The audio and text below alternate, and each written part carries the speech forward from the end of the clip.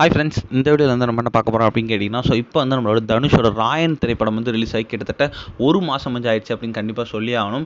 இந்நிலையில் வந்து நம்மளோட ராயன் திரைப்படம் வந்து உலக அளவில் வந்து இத்தனை கோடி கலெக்ட் பண்ணியிருக்கா அப்படின்ட்டு வந்து ரசிகர்களே வந்து செம்ம ஷாக்கிங்கில் இருக்காங்க. ஏன்னா வந்து அந்தளவுக்கு வந்து மாபெரும் ஒரு ஒரு கலெக்ஷனை தான் வந்து நம்ம ராயன் திரைப்படம் வந்து பெற்றிருக்கு. தமிழ் சினிமாவில் வந்து நம்மளோட தனுஷ் வந்து ஒரு முன்னணி நடிகராக இருக்கார். அவரோட 50வது திரைப்படத்தை கொஞ்சம் ஸ்பெஷலாக இருக்கணும் அப்படின்ட்டு வந்து அவரே இயக்கி அவரே லீடாகவும் நடிச்சிருந்தார். அந்த திரைப்படத்தில் வந்து நம்ம தனுஷ் கூட சேர்ந்தது ஒரு சந்தீப் கிஷன், காளிதாஸ் ஜெயராம், செல்வராகவன், துஷாரா விஜயன், இந்தமாரி வந்து ஏகப்பட்ட கதாபாத்திரங்கள் இந்த திரைப்படத்தில் ரொம்ப ரொம்ப முக்கியமான கதாபாத்திரத்தில் நடிச்சிருந்தாங்க. இந்த திரைப்படம் வந்து ரசிகர்கள் மத்தியில் ஃபஸ்ட்டு வந்து கலவையான விமர்சனத்தை பெற்றிருந்துச்சு. ஆனால் வந்து அதுக்கப்புறமா வந்து ரசிகர்கள் வந்து இந்த திரைப்படத்தை கொண்டாட ஆரம்பிச்சிட்டாங்க அப்படின்னு கண்டிப்பாக சொல்லிடணும். நம்ம ஏஆர் ரஹ்மானோட பேக்ரவுண்ட் ஸ்கோர் வந்து இந்த திரைப்படத்தில் பெரிய பெரிய ஒரு ப்ளஸ்ஸாக வந்து அமைஞ்சது.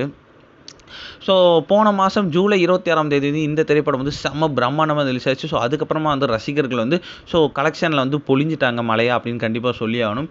இந்நிலையில் வந்து இப்போ வந்து நம்மளோட ராயன் திரைப்படம் வந்து இன்னும் கொஞ்ச நாள்லேருந்து ஓடிடியிலும் ரிலீஸ் ஆக போகுது அப்படின்ட்டு வந்து சொல்கிறாங்க.